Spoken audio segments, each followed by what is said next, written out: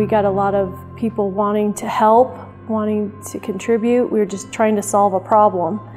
And I think that led to, great communication, great teamwork, and how to try to solve these problems. We were able to work a little more in depth into breastfeeding.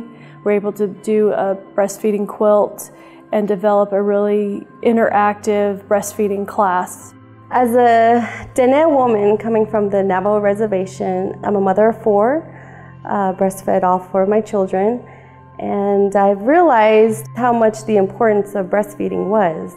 Back in the day when I had my son, I didn't have the resources of learning what breastfeeding was. We've created a medicine wheel for the participants, and I use that in my training now, and teaching a family about breastfeeding and what a role is for a husband or significant other. By using this wheel, it strengthens their communication with their wife or their significant other.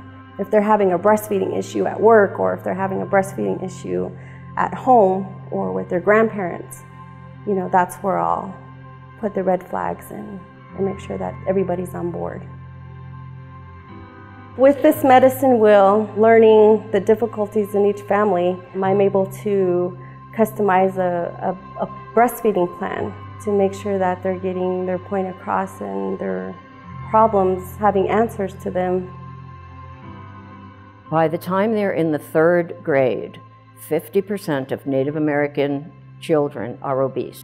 As the WIC program, we look at the community to make the community healthier. We serve 5 pueblos. Each of the pueblos, they work individually and they're very different. And so one initiative in one pueblo might work and another one might not work. There are extremely critical chronic diseases in the community, such as the incidence of diabetes, the incidence of obesity. So we elected to work on making fresh fruits and vegetables available close to the community.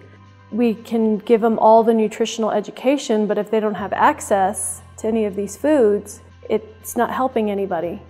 Some of the items are not fully stocked on the shelves. If they don't get all of the food items listed in their benefit, then they're not able to cash their checks. It's hard for them to come down. Usually their reason for not coming down is lack of transportation. There are only a few WIC eligible vendors in this area of Sandoval County, and we wanted to try to expand the ability of people to go to different places to get the healthy food. There is a big difficulty in people getting out to the grocery stores. It's a 60-mile trip, round trip, for people from the Pueblos to go into town to get fresh fruits and vegetables. We get a new governing administration every year in each of the Pueblos. So we communicate with them for the full year, and then the next year it changes over to where we have to start all over and make new relationships and new communication on what we're doing in the Pueblo. They're so used to things dropping off, and so I didn't want to be another grant that just dropped off. I wanted it to say this made an impact in our community. We actually improved the availability of fruits and vegetables in the community, and that's what I wanted at the end of this grant. I didn't want to give up, and we're not going to give up.